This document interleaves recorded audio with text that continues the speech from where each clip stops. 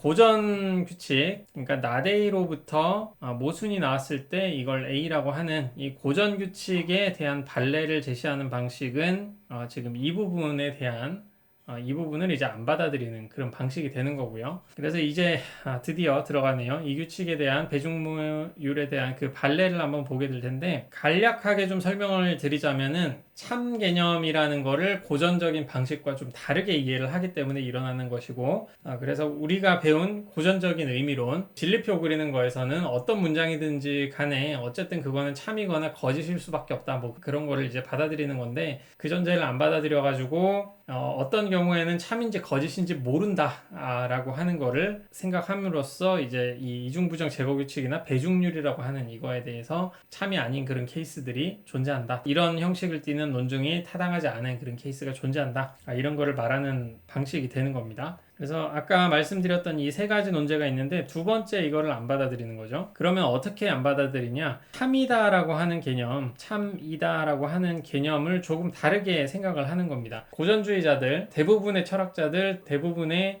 논리학자들이 고전주의자들이라고 할 수 있는데, 이 사람들이 생각하는 거는 어떠한 문장이든지 A라는 문장이 있으면은 어쨌든 그건 참이거나 거짓이다 라는 거를 결정할 수 있고 그렇게 설명을 할 수가 있다고 좀 여기는 거죠. 근데 직관주의자들이라고 하는 사람들은 어떤 문장이 참이거나 거짓이라고 하는 거는 그 문장을 뭐 수학적으로는 이제 증명할 수 있는 경우, 아니면은 경험적으로는 뭐 눈이 하얗다라고 하면은 실제로 그 눈이 하얀 걸 우리가 관찰로 보일 수 있는 경우, 그렇게 인식론적으로 우리가 실제 인식할 수 있는 그런 방식으로 증명을 제시할 경우, 그럴 경우에만 이게 참이거나 혹은 반증을 제시할 수 있는 경우에 거짓이다 라고 말해야 되는 거 아니냐. 어떠한 증명도 제시가 안 됐다면, 그러니까 예를 들어 가지고 외계인이 존재한다 라고 하는 문장은 고전주의자들 같은 경우에는 이게 참인지 거짓인지 우리가 실제 아직은 모르지만, 외계인이 실제 존재하는지 아직은 뭐 밝혀진 바는 없죠. 펜타곤이나 뭐 미국 같은 데는 뭐 실제 존재한다 그런 사례가 있다고는 하는데, 아직까지 이게 뭐 공식적인 입장은 아니잖아요. 존재할 가능성이 또 굉장히 높다라고 과학자들은 얘기를 하고 있지만, 그래서 외계인이 존재한다라는 문장 같은 경우에는 고전주의자들은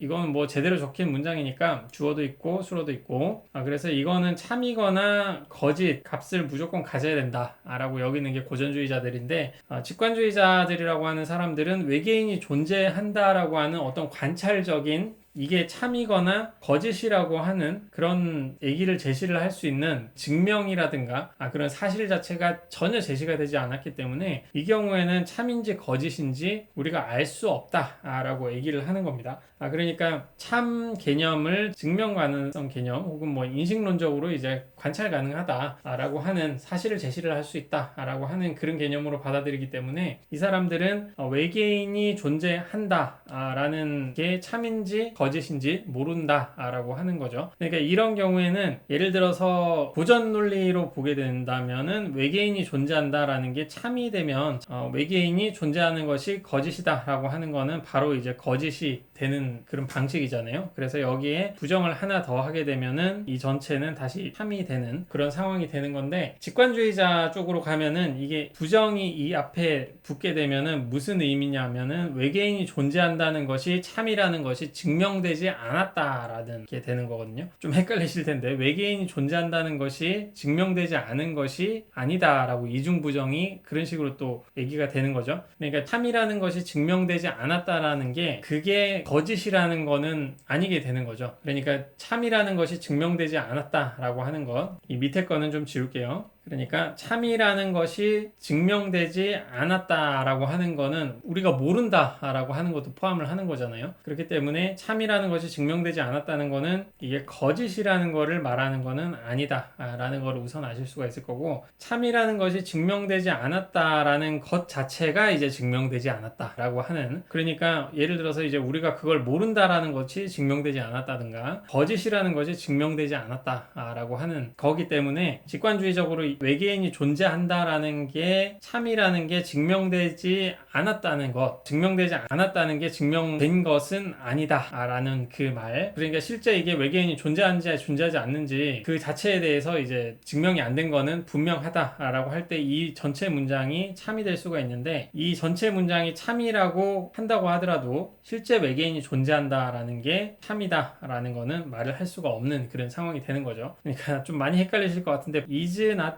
true를 false와 똑같이 바라보는 그 시각이 있다면은 is not true를 true 개념을 is not provable로 바라보게 되면은 이제 false와 동일한 거는 아니게 되는 거죠. 왜냐하면 false는 disputable이 되기 때문에 disprovable이 되겠죠. disprovable이라는 거는 거짓으로 증명이 되었다는 뜻이고, 이거는 증명이 되지 않았다라고 하는 거니까 거짓으로 증명되지 않더라도 증명되지 않을 수가 있는 거죠. 증명될 수 없다. 그러니까 알 수 없는 경우에는 거짓도 아닌 그런 케이스가 되기 때문에 이렇게 참에 대해서 해석의 차이가 나는 겁니다. 이거는 클래시칼이 이렇게 여기는 거고, 이거는 폴스로 여기는 거고, 폴스가 아니라 그 직관주의자가 이렇게 여기는 거고, 이런 사고방식으로 이제 그 난나데이로부터 A가 나오는 방식에 대해서 부정을 하는 그런 건데요. 어떻게 보면은 이제 외계인에 대한 얘기는 아니고, 뭐 예를 들어서 골드바우 가설 같은 경우에는 고전에서는 이제 뭐 참이거나 거짓이겠지, 보통은 뭐 참이 아니겠냐 하는데,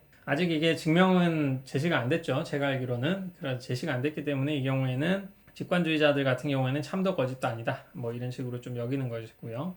그래서 아까와 같이 난나데이로부터 A가 나오는 그런 케이스를 그 참 개념을 다르게 여기기 때문에 전제가 참이라고 하더라도 A가 참인 것이 증명되지 않은 것이 아니다 라고 하는 게 이제 참이라고 여길 수 있다고 하더라도 A라는 문장 자체가 이제 참이 되는 거는 아니다, 참인지 아닌지 알 수가 없다, A가 참인지 거짓인지는 아직 알 수 없는 것이다 라고 얘기를 하는 그런 케이스가 되기 때문에 난나데이가 참일 때 A가 뭐 반드시 참은 아닌 그런 케이스죠. 거짓인지도 모르는 거죠. 거짓인지도 모르고 참인 것도 모른다. 고전 논리에서 말하는 판례, 전제가 참일 때 결론이 거짓이다를 제기를 하면은 부당한 논증이 됐는데, 여기서는 그 정도로 강한 거는 아니기 때문에 보통 weak counter example이라고 얘기를 합니다. 좀 약한 판례라고 하는 거죠. 그런 식으로 이거를 좀 부정하는 그런 방식인데, 그렇다고 해서 이런 식으로 말한다고 해서 그 직관주의자들이 난나데이로부터 A가 이끌어져 나오는 거를 타당하지 않다라고 이렇게 강하게 말하는 것이 아니라, 예를 들어서 A에 대한 어떤 증명이 있다라고 한다면은 난나데이로부터 A는 나오기는 합니다.